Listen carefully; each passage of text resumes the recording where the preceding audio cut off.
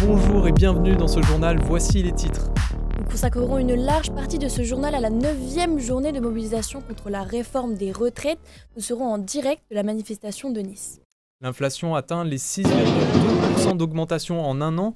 Alors comment résistent nos marchés locaux et comment faire le ramadan dans ce contexte? Témoignage à suivre. Et en exclusivité, une visite du tout nouveau Carlton. Après 5 années de travaux, rendez-vous à la fin de ce journal.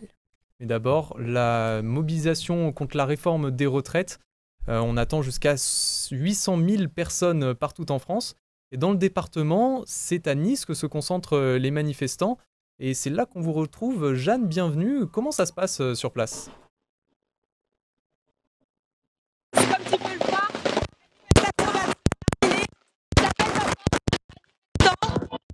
évidemment, les manifestants étaient très nombreux pour cette 9e journée de mobilisation.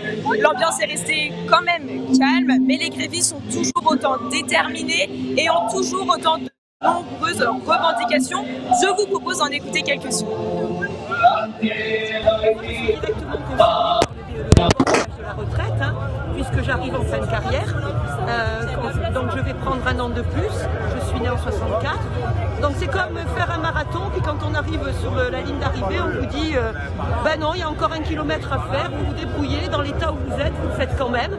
On nous dit qu'il n'y a pas de problème financier, c'est totalement faux. Il y a de l'argent plein les caisses, pas forcément celle de l'État, mais les actionnaires n'ont jamais gagné autant d'argent. De l'argent, il y en a, seulement on ne peut pas le prendre là où il est. Alors sur place, les syndicats sont évidemment présents. Je vous propose d'écouter le syndicat en chef de la CGT de Nice. C'est le peuple qui l'a élu, même s'il a été élu pas forcément par volonté, plutôt par... il est méprisé par le peuple et il n'entend rien, il fait le sourd. Donc il y en a ras-le-bol. Il y a la réforme des retraites qui est tous contre. Il y a une majorité de gens qui sont contre. Et puis il y a un peu tout qui se greffe au niveau je fais mon pied. etc. Donc les gens ils en ont marre, on en a ras-le-bol.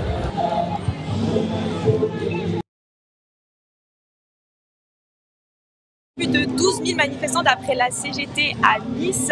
Pour aujourd'hui, nous attendons encore les chiffres. Au revoir Baptiste et Laura. Cette mobilisation contre la réforme des retraites perturbe aussi les transports et les établissements scolaires dans la région. Lucas Métairie, vous nous avez rejoint sur ce plateau. Quelles sont concrètement les difficultés redoutées aujourd'hui? Bonjour Baptiste, bonjour Laura. Eh bien, tout d'abord, il faut savoir qu'il n'y aura aucun tram à Nice aujourd'hui.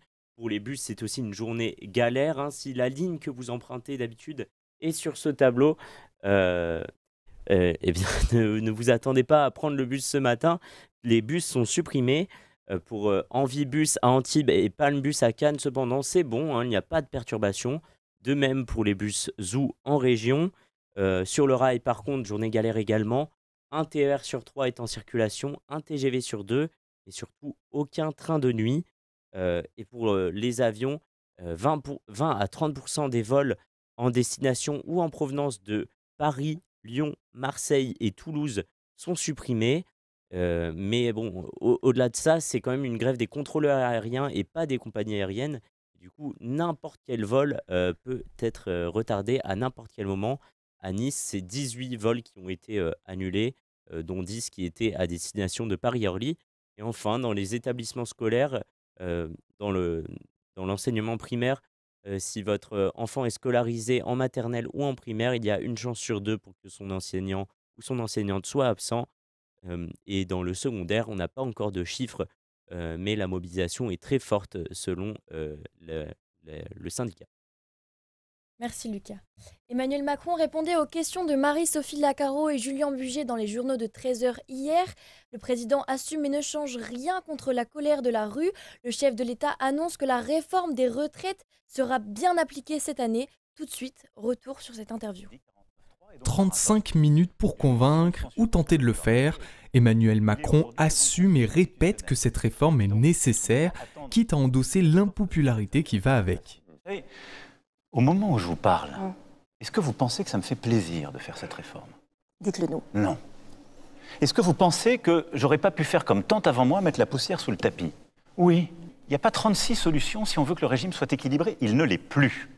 Sur le fond, pas de regret, mais le chef de l'État pointe du doigt l'attitude des syndicats. Je regrette qu'aucune force syndicale n'ait proposé un compromis. Sur les manifestations, Emmanuel Macron pointe les débordements qui se multiplient. On ne peut accepter ni les factieux ni les factions. Mais à côté de ça, il y a des millions de Français qui manifestent. Oui, mais ceux-ci, il faut les écouter, il faut écouter leur colère et y répondre. Pour tenter de rebondir, Emmanuel Macron a mis en avant de possibles mesures sur la pénibilité et les fins de carrière. Il lance aussi un chantier sur un meilleur partage des profits. Je vais demander au gouvernement de pouvoir travailler à une contribution exceptionnelle pour que cet argent, quand il y a des profits exceptionnels d'entreprises qui sont prêts à racheter leurs propres actions, que leurs travailleurs puissent en profiter. Sans grandes annonces, Emmanuel Macron a surtout voulu parler aux Français majoritairement mécontents. On ne manque pas, Noah Bergot, à donner la parole aux Canois. 35 minutes pour... À la suite de l'interview du président, ce jeune travailleur spécialisé dans la création d'enceintes ne semble pas convaincu par les arguments d'Emmanuel Macron. L'allocution, j'ai pensé des choses assez négatives comme le manque de soutien de la part du président envers les Français. Cet après-midi, je m'attendais à ce que Emmanuel Macron soutienne les Français, les rassure et leur explique mieux les démarches de tout ça. Pour ce rabbin, le président respecte la Constitution. Il y a un mécontentement national, je le comprends, mais on est en démocratie. C'est inscrit dans notre Constitution, la Ve République. Merci Charles. Voilà, on n'y peut rien. C'est la volonté des représentants du peuple français, même à 9 voix près. Victor, jongleur à ses heures perdues, redoute l'impact de la réforme des retraites sur sa famille. Ma grand-mère, elle, fait le ménage chez des gens. Et elle se fait vieille, je vais dire ça honnêtement, hein. Mais c'est compliqué. J'ai peur qu'elle soit encore plus exploitée dans ce travail-là. La réforme doit maintenant passer devant le Conseil constitutionnel avant d'être promulguée par le président. Et d'ailleurs, les jeunes s'investissent pleinement dans la lutte contre la réforme des retraites. Ils ont été hier les acteurs principaux du blocage de la gare de Thiers à Nice. Mais pourquoi manifestent-ils contre la réforme des retraites? Réponse avec Rémi Capra et Mathilde Giannini-Beillon. Macron, t'es foutu, la jeunesse est dans la rue. Ce sont eux qui mènent le cortège, les jeunes. Mercredi, la gare de Niceville a été envahie et bloquée par un mouvement intersyndical.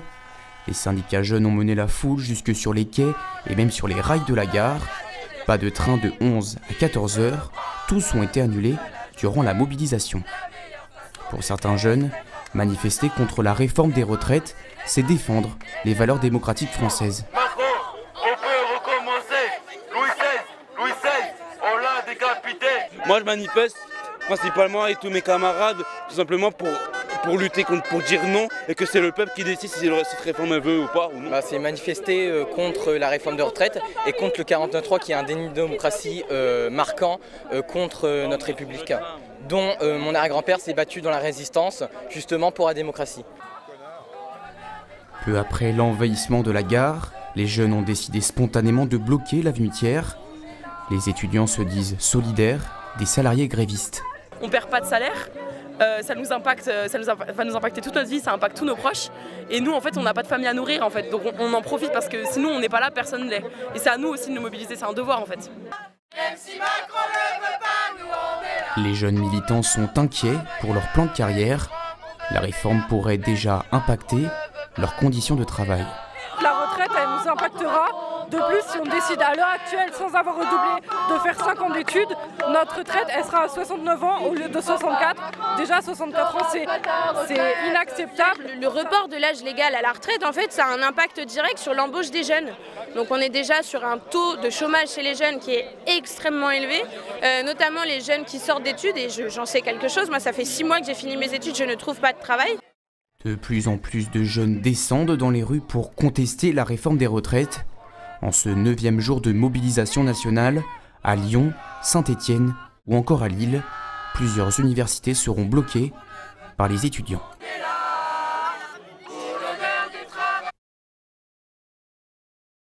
À l'approche du SIDAction, c'est l'occasion de briser le silence et d'informer. Et c'est l'objectif que s'est fixé un trentenaire séropositif qui est lassé de devoir se taire sur son infection. Et pour rendre visible sa séropositivité, il a créé une association et en un an, il mesure l'ampleur du besoin de parler du VIH. Valentine Brevet et Kylian Chaput sont allés le rencontrer. Et là, on fait une vidéo juste pour montrer comment on fait une vidéo sur TikTok, parce que je suis un TikToker. Voilà. C'est sur les réseaux sociaux que Nicolas Aragona, 34 ans et séropositif depuis 12 ans, brise le silence. Il dénonce la sérophobie avec humour.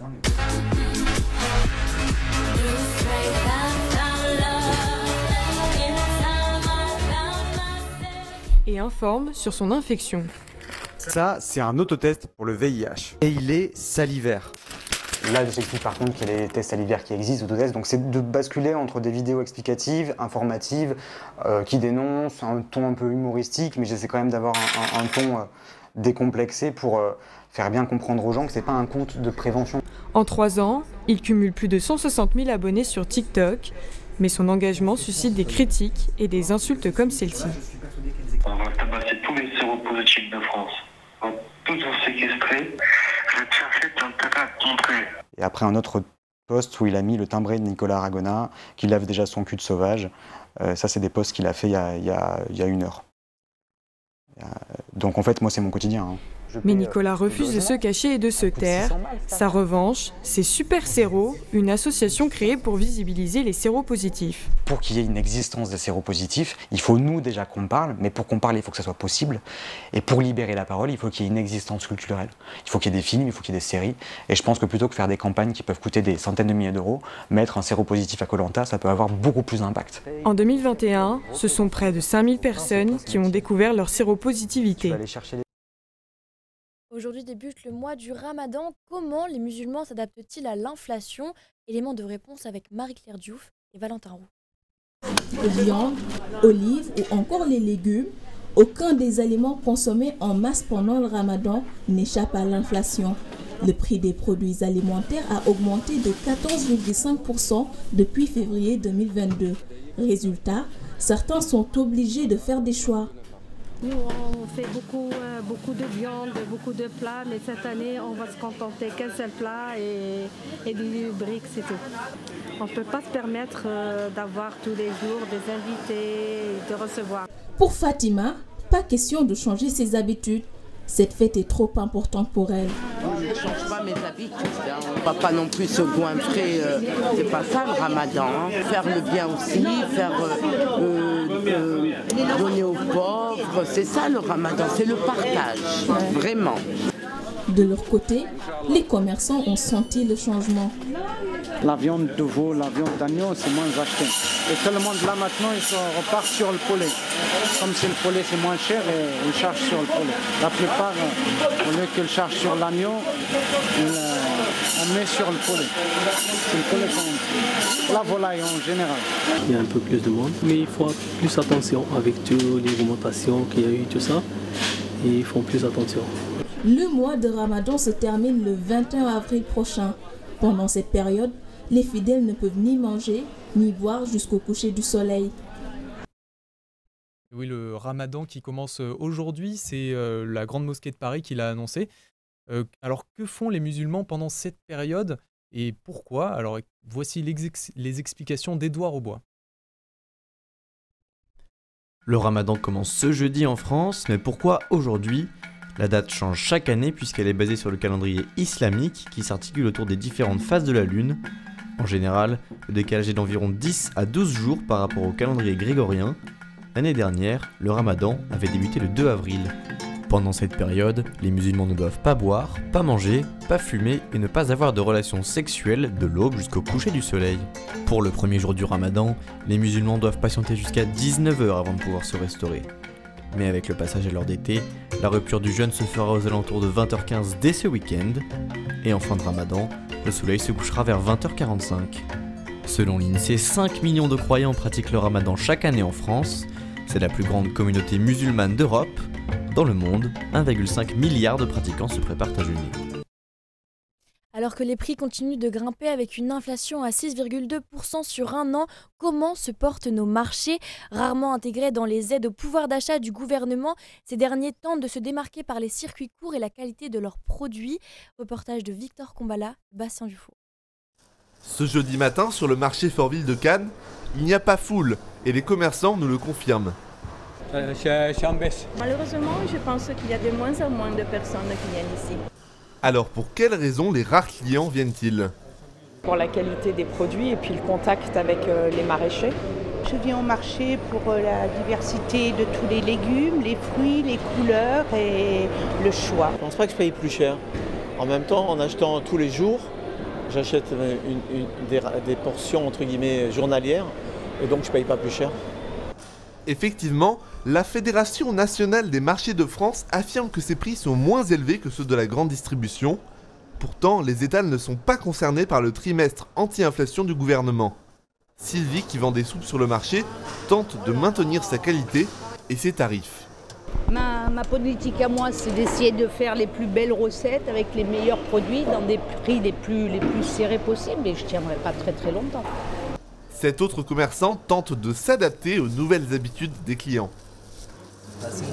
On voit qu'ils font beaucoup plus attention parce que quand on les voit même tourner autour du stand, ils sont là à calculer combien ça va leur coûter. Ou alors des fois il y en a qui disent voilà j'ai 10 €, vous ne me mettez pas plus que 10 €. Donc ils ont vraiment un budget, ils ont vraiment quelque chose de précis. Malgré la situation, tous s'accordent à dire que ce n'est pas la fin des haricots pour les marchés. Et maintenant, on prend un peu de hauteur, on va même jusque dans l'espace avec Marco Thiolier qui nous rejoint sur ce plateau. Les étoiles que vous observez dans le ciel, qu'on observe tous, elles pourraient bien disparaître et à cause de la pollution dans l'espace. Alors une étude est parue ce lundi 20 mars qui dresse les conséquences dramatiques de l'explosion du nombre de satellites en orbite autour de la Terre. Effectivement, Baptiste. Bonjour Laura, bonjour Baptiste. Au cours des dernières décennies, le nombre de satellites s'est multiplié. Plusieurs milliers ont d'ailleurs été envoyés par SpaceX en 2019. Ils ont permis une avancée technologique considérable, mais ont aussi entraîné une augmentation significative de la pollution de l'espace. Ce qu'il faut savoir, c'est que des millions d'objets errent dans l'espace. Ils représentent au total plus de 10 000 tonnes de déchets. Ces déchets sont parfois des vieux satellites inactifs, ce sont aussi des capots, des étages de fusées. Et en 2022, on recense 36 000 débris de plus de 10 cm de diamètre. Et en plus des débris, les satellites eux-mêmes peuvent contribuer à la pollution de l'espace, puisque lorsqu'ils ne sont plus utilisés, ils restent en orbite pendant des années, voire des décennies. Et pourquoi exactement, alors que la pollution de l'espace c'est une menace? Bien que la plupart se désintègrent lors de leur entrée dans l'atmosphère, des études ont montré qu'au moins 80 tonnes de débris spatiaux finissent par retomber sur Terre chaque année. Et cette pollution de l'espace, elle a aussi des conséquences sur l'activité des astronomes, puisqu'une étude a montré que le nombre d'étoiles observables dans le ciel va diminuer de 7,5% dans la prochaine décennie. Donc voilà, pour s'attaquer à ces problèmes de pollution de l'espace, les pays sont en train d'en discuter pour trouver des accords internationaux. Merci Marco. Alors retour sur Terre maintenant et à Cannes. Cannes, c'est la ville du foot, ville du 7e art, mais aussi du football américain.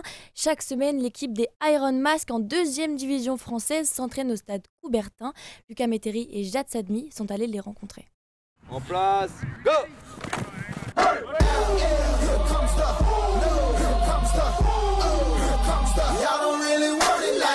Ce n'est pas la nuit noire qui empêchera les Iron Mask de Cannes de s'entraîner ce soir. Une passion commune pour cette discipline venue des États-Unis qui se transmet ici comme un héritage familial. Mon épouse et moi, on s'est connus sur le bord du terrain, donc automatiquement, moi étant joueur à l'époque, mes enfants ont suivi, surtout mon fils, c'est comme tout, vous les amenez les jours de match, ils jouent avec un ballon, puis après ils veulent faire comme papa, aussi jouer et puis porter l'équipement, surtout le casque et épaulière. Après 2 ans dans le championnat universitaire canadien, Matteo, le fils Maglia, est revenu dans son club formateur l'année dernière avec une nouvelle génération de joueurs, mais pas seulement. Il y a quelques joueurs aussi qui sont là depuis plus que 3 ans, qui sont là dans le club depuis tout petit. Donc ça permet quand même d'avoir un noyau dur de l'équipe. Mais c'est vrai qu'il y a beaucoup de jeunes joueurs et beaucoup de joueurs inexpérimentés, donc faut les former et ça prend du temps. Pour accéder aux play-offs, la phase finale du championnat, l'équipe doit terminer dans les 2 premiers de son groupe. Après 2 défaites, un nul et 2 victoires, le coach se montre confiant. On est fort sur les appuis. L'équipe monte en puissance, on a eu du mal à se mettre en marche, mais là on travaille fort, on travaille dur avec les joueurs. Pour l'instant nous sommes 2e à mi-saison. Le prochain match des Iron Mask, c'est ce samedi au stade Maurice Chevalier. Les Cannois reçoivent Muret à l'occasion de la 7e journée. Et on va un peu plus loin sur la Croisette à Cannes. Après 5 ans de travaux, le Carlton réouvre ses portes, le mythique Carlton. Et nos journalistes Marco Thiollier et Victor Létispillon ont pu exceptionnellement le visiter en avant-première. La Grande Dame s'offre une nouvelle jeunesse. Après 2 ans de fermeture, le Carlton est de retour, flambant neuf. Pour rénover le doyen des hôtels de Cannes, les propriétaires qataris ont déboursé plus de 300 millions d'euros. Richard Lavelle est l'architecte et la rénovation lui a valu quelques surprises. Pendant le chantier, on a retrouvé l'onyx sur les murs que vous voyez à l'intérieur. C'était caché par des couches de peinture. On a retrouvé la feuille d'or sur les escaliers parce qu'il y avait aussi des couches de peinture. On a retrouvé des voûtes parce qu'ils avaient fait des faux plafonds. On allait le rénover et en même temps, on allait avoir une succession d'espaces connus et historiques et classés. Pour le petit clin d'œil, Richard Lavelle a caché son visage sur l'une des façades. Beaucoup d'architectes ont laissé comme ça des petites traces. Les lustres, les sols, les plafonds, les colonnes, tout a été rénové. Et la grande nouveauté, 2 nouvelles ailes d'environ 20 000 m² avec des résidences de luxe. Le parking à l'arrière de l'hôtel a lui disparu. Il a été remplacé par un jardin avec une piscine chauffée à 26 degrés. On va avoir l'effervescence de la Croisette d'un côté, la magnifique vue mer, et puis la sérénité du jardin de l'autre côté, avec 22 000 plantes et fleurs qui ont été plantées. Un espace qui devrait plaire aux stars lors de leur venue au Festival de Cannes. Aujourd'hui, on a l'opportunité d'attirer même les autres stars qui choisissaient peut-être des endroits un petit peu plus exclusifs, où il y avait des zones un petit peu consacrées à la paix et au relax, et non pas seulement l'effervescence de la Croisette. Et aujourd'hui, avec cette oasis de paix, on peut l'offrir. Le prestigieux hôtel affiche 369 chambres, dont 50 de suites. Le prix d'une chambre avec vue mer débute à 1 300 €. Pendant le Festival de Cannes, la facture peut s'élever à plusieurs dizaines de milliers d'euros la nuit. C'est la fin de ce journal. Merci de l'avoir suivi. On se retrouve demain à 13 h pour un nouveau point sur l'actualité. Bonne journée.